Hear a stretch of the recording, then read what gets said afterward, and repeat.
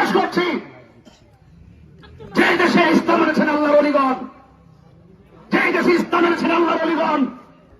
আমি আজকে প্রচারণে গিয়েছি, আমার কলিজাটা ফেটে গেছে। কারা, কি ব্যাপার?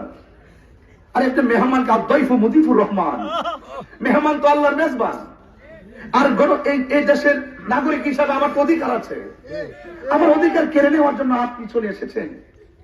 আমার বাক স্বাধীনতা আপনি রুদ্ধ করে দিয়েছেন, এই শত শত মানুষের আবেগকে আপনি বিনষ্ট করে দিয়েছেন, এবং এই ইলেকশন এবং নির্বাচন নিয়ে জনগণের মধ্যে যে আকাঙ্ক্ষা সৃষ্টি হয়েছে সে আকাঙ্ক্ষা রুটম্যাপকে আপনি ব্যাহত করে দিয়েছেন, এবং জনমনে আপনি আতঙ্ক সৃষ্টি করে দিয়েছেন। তাহলে তো আমি আমার হৃদয় থেকে অনেক ব্যথা পেয়েছি, আমার ছেলেগুলো অনেক কষ্ট পেয়েছে। 3 দিন পর্যন্ত আর ঘুম নাই। তাহির হুজুর আসবে, কোথায় কোথায় প্রোগ্রাম করবে, এই প্রোগ্রামগুলো প্ল্যান করে করে দেওয়া। আজকে অনেক মেহমান দূর থেকে আসছিলেন যে আমাদের সংযোগে অংশগ্রহণ করার জন্য।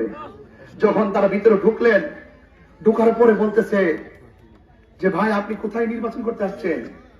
আপনি নির্বাচন করবেন আর আপনি তাদের বাড়িতে যাবেন, তারা আপনাকে বাধা দিলে এমন একটা অবস্থা মনে হয় যেন তার রক্ত, মানে মনে হয় যেন জীবন শেষ করে ফেলবে।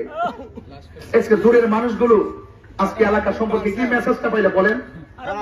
এই দূর থেকে যে মানুষগুলো আসছে, আপনার গ্রামের ইজ্জত আপনি কতটুকু রক্ষা করতে পারলেন?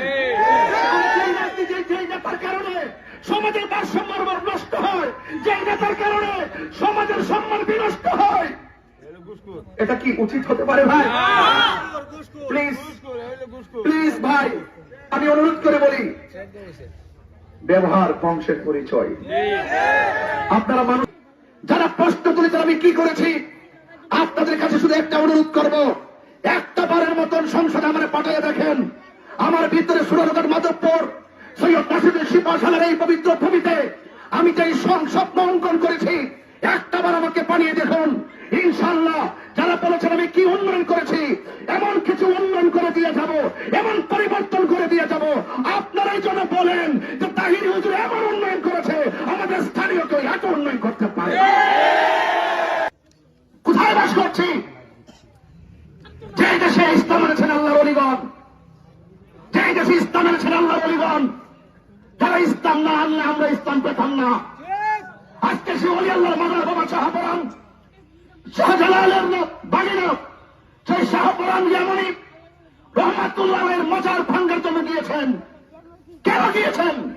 একটা রাজনীতিবিদদের মুখে কোন প্রতিবাদ শুনলাম না। অস্তিত্বের উপর যখন আঘাত দেওয়া হয়, অপশক্তির কবলে যখন রাষ্ট্র এবং ধর্ম পড়ে যায়, সেই জায়গা থেকে